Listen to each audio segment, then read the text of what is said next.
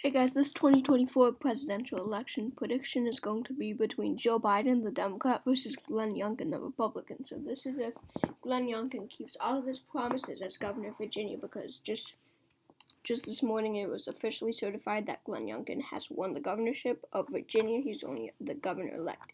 And he will assume office on January 25th, 2022. So, let's get right into it. Youngkin, his base or his policy agenda is really, how he won the governorship is really no critical race theory should be taught in schools. That's what his campaign was based off of, alright?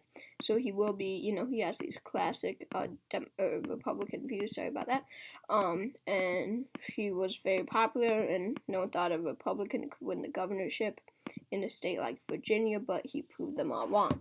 And Glenn Youngkin, because of his conservatism, and he will connect with these rural voters since he comes from a state like Virginia, I think he would be able to win Iowa and Ohio. I think these would be states that would go to him.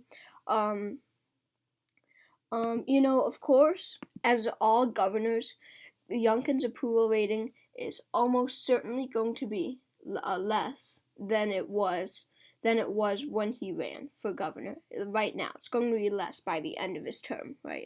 By 2024. And that's because he's going to anger so many Democrats, and so many independents are now going to be against him. It's just the facts.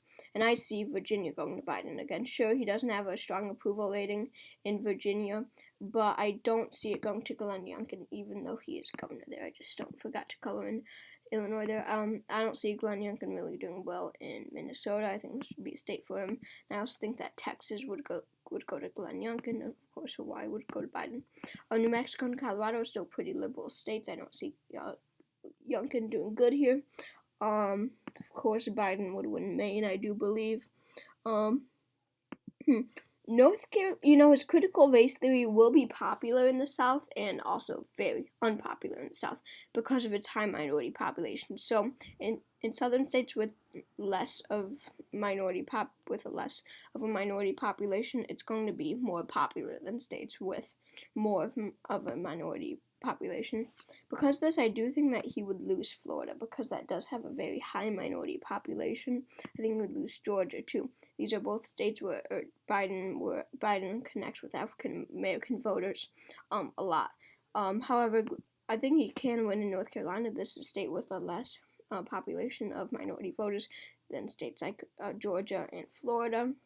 I think these would be states that would go to Biden, especially saying that I don't think Youngkin would do particularly well in cities, and I think Biden would excel in cities. Going over to Nevada, I think this would be a Biden state, because, if Hillary won it, Biden can against Youngkin. Alright, I think him being against critical race theory being taught in schools will be very popular in a state like Arizona. I think it will be popular in New Mexico, Colorado, Arizona, Nevada, this whole region. Not Colorado, but definitely Nevada, Arizona, and New Mexico. And I think it would be popular enough to win him New Mexico. He will have some appeal here. Biden has already won this election, but let's go through these states.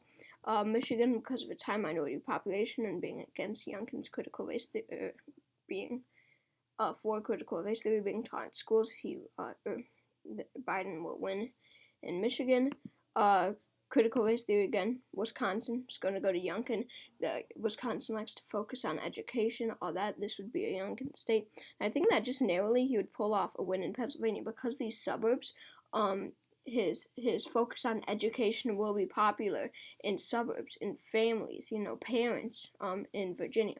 But it doesn't matter. Biden wins the election with 294 electoral votes to Glenn Youngkin's 244. Thank you for watching.